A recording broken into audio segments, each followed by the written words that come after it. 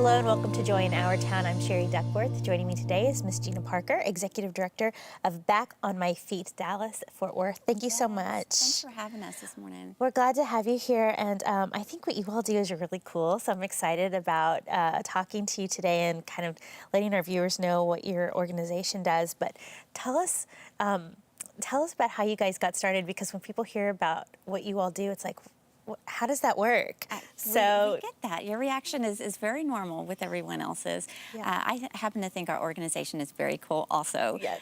So I'm glad to be here this morning talking about it. And Back on My Feet offers a very simple foundation, and that is to help those experiencing homelessness through running. I think most of us learned growing up, you take care of yourself, you feel good, you gain confidence, and that's really what we're trying to do here, is to get people back on their feet, give them something, a happy thought, if you will, that they can look forward to, and use that as motivation and commitment to move forward to self-sufficiency. That is so neat. I mean, we all take for granted the fact that, if we decide to start an exercise program, we can start whenever we want to, or stop. Or stop, yeah. Or stop. But when we do, that feeling that you get of, oh my gosh, I feel so good, and you feel more confident, and you do feel better, mentally and physically. Absolutely. When you have that physical activity. Absolutely. So how is the homeless population responding to this? It's funny. We immediately get the thought and the question of, how do you get homeless people to run? These are actually folks that are in homeless facilities, so we do partner and collaborate with different community facilities.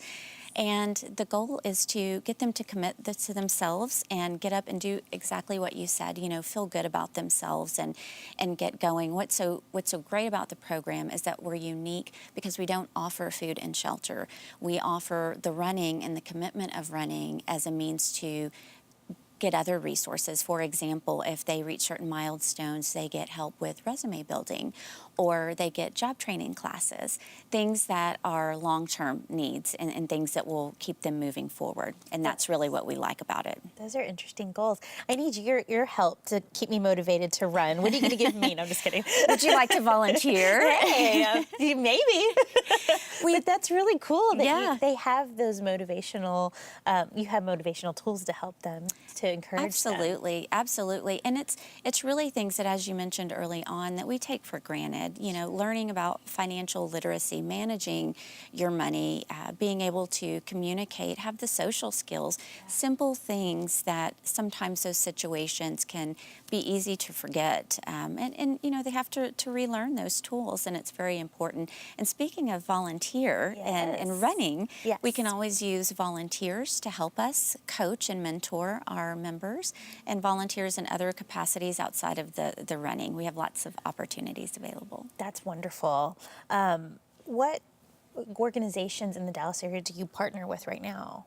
Right now, we work with 4 particular shelter facilities: Dallas Life, the Salvation Army, the Bridge, and also Veteran Affairs, which it's something for people to remember, that these are folks from all walks of life, including our veterans, and so we want to make sure that we help support them when they get back, from their duty. Definitely. And of course, one of my first thoughts is, well, how do they have the right shoes and the right clothes, and how do they shower? Great question. And, because there's a lot involved with running. Yes. There is, when it comes to having the right shoes is a big part of that. It's a very big part of that. People can actually give in-kind donations of gently used shoes, other types of gear such as shorts, especially coming off the winter that we've had. Yes. It'd be nice to have winter gear. But what we do is we meet with our members and our volunteers 3 times a week, Monday, Wednesday, and Friday, at 5:45, I'd like to add, in the morning. and all of them together route out their run, and they start on their journey. And luckily, through the support of the community, through those in-kind donations, we're able to provide them with the proper gear. That's wonderful. And do you all start from the facility, like the Salvation Army? We do. From the We, bridge we stay facilities? in the vicinity of those facilities, and our volunteers are responsible for creating those routes and making sure it's a safe and pleasant experience for our members. And, you know, our volunteers, they're so great. They stay with them the whole time and make sure that they're coached, that they're offering supports, you know, support system, encouragement, all the things that you can think of. That's wonderful. I think that you all do that. And 5:45 in the morning, that means people when they have to go to work. Yes. That gives them time to go out, do their run, come back, get ready for work, and that's great. You know, for your volunteers to be able to do that and have that early in the morning for all of you morning runners out there. Yes, yes. And for those who are not, because we do understand that's a big commitment. It is a big And commitment, some people are not the morning runners. No, we are not. So if you or anyone that you know would like to volunteer, again, we have many opportunities outside of the running, whether it's helping plan special events, you know, helping in the office, do administrative type duties. There's plenty, and we could always use plenty of help. So volunteer is, you know, that's a big component of what we do. It really is. It takes a lot of people to make something like this work and go. And so we thank you and your volunteers for Yes. the time Thank to you. make something like this happen and make it successful, because it takes a lot of people hours. Thank you. We appreciate that. We're very proud of what we do. We're very proud of our volunteers and our members. That's wonderful.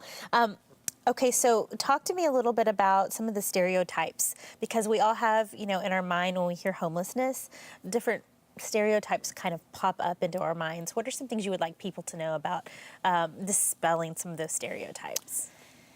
You know, the perception that we face is really difficult. In fact, I find that is the biggest hurdle in encouraging others to, you know, to help or become involved in our organization. So many people think that those experiencing homelessness are really there just because of poor decisions or because of lack of effort, lack of, you know, care or concern, and that's absolutely not the case. In fact, it's opened my eyes quite a bit as well coming aboard here and learning that our members, some of them were, you know, lost their jobs in the economy and have lots of education and background experience. Some of them might have come down with a serious health condition, and as you know, that creates bills and lots of expenses, and sometimes that may put someone in that type of situation. So I really would like to just ask those folks who are even a wee bit interested to really go online and visit our site and start learning and reading on homelessness, because it is absolutely not the same portrayal as what we used to think years ago. Right. Things are very different now. Absolutely, yes. We hear a lot more of women and children that are homeless, and I've heard people say, you know, it's but one paycheck away. It could be anybody. It could be you and me. You know, you never know what circumstances might happen to you in life, and so I think it's really good for people to kind of dispel some of those stereotypes and change their perception. Yes, Of what I homelessness think looks that's the like. biggest hurdle is really getting the community involved to change that perception. And as you said which you said it very well, any of us could be in that position at any time, and we would certainly want others there to offer support and guidance and resource as well. What would you say makes you different as an organization when it comes to reaching the homeless community? I think we are unique in a few ways. One, the foundation that I mentioned is something so simple. It's free. Anyone can do it. And that's the running and wellness, really. If people can't run, they can walk, they can get up and do exercise. But that component of taking care of yourself and building that self-esteem is huge. The other component is the fact that, again, we don't offer food and shelter, which those are still prime needs, but what we look to do is complement those resources by adding long-term tools, you know, to our members. And those are things that are getting them a job, helping them prepare for a job, helping them understand what it's like to be out on their own, what it requires to get that apartment, what it requires to get that special job. And those are the things, the long-lasting tools that they can take with them and use always. Always, yes. Do you have any success stories or anything that you'd like to share? Any any favorites that you want to talk about? Well, we actually try not to stay away from favorites. It is Yes. very hard, but all of our members are so special and so unique in their own very way. We did have, as I came aboard in the fall, a story that stood out to me, and it was one of our members who had been separated from her children and had worked awfully hard, gone through our program, has since been united with her children, and has now applied to enter the Dallas Police Academy, which is huge. Wow. So not only has she put her family first and wanted to take those steps to show her children that anything is possible and that family is such a priority, but to go further and to go into such a community role such as the Dallas Police Department. So we are wishing her the best of luck and hoping that it continues to be a success. Definitely. Oh, what a wonderful success story. And we definitely wish her luck because Thank you. that is amazing. And for her kids to be able to look at her as a role model and see, you can do better. You can be successful. You can be lifted up, and to know that there's community help out there. It just makes you feel good about, being a human. Yes, and that's, because there's so many things out there that make you feel that's so, what it's all about. embarrassed or ashamed or, scared. And so to hear these kind of positive stories is it's very uplifting. Thank you, thank you. As I said, we're very proud, and one commonality that's nice when we are out there in our runs, and again, whether they're running or walking or doing whatever it is to do the best they can, Right. is that we're all on the same playing field. We're in the same gear, we're out there to do the same thing. No one's dressed better than the other, no one knows who's a volunteer, who's a member, and so that opens up a unique opportunity for them to feel comfortable to talk to us and maybe share some of their stories. And so again, Back on My Feet is about providing that opportunity of being on the same playing level, being fair and finding those opportunities and feeling comfortable moving forward. Yeah. And how important is it for them to feel like everyone else, to not feel like Extremely, Yeah. extremely, extremely. And we've all felt that at some point, whether you've been invited to a party, or you can think back when you're in school and going to class, you want to fit in, you want to wear the right things. And that's very important. Some of these people feel and are quite often judged by others, again, going back to that perception in the community. And what we want to offer is an opportunity for them to feel equal, for them to understand that they have a right to be successful and in their life, and that they can do it, and that there's others supporting them. just having that community and a place to belong, I'm sure just makes a huge difference just already knowing I'm part of, Back on My Feet. I'm part of that. This is what I do in the mornings, just to build, I'm sure it just builds their The confidence. camaraderie is wonderful, and I will tell you that even for me as the executive director of the organization, that camaraderie has really meant a lot to me. It is something special that I enjoy being a part of. I look forward to being a part and seeing our members, and it's really changed the way that I've tried to live my life too, and I'd like to challenge others to do that. I think that's wonderful. What would you say has been the biggest impact that it's had on you as the director? The biggest impact so far since I've joined is really reevaluating my days and my outlook on life.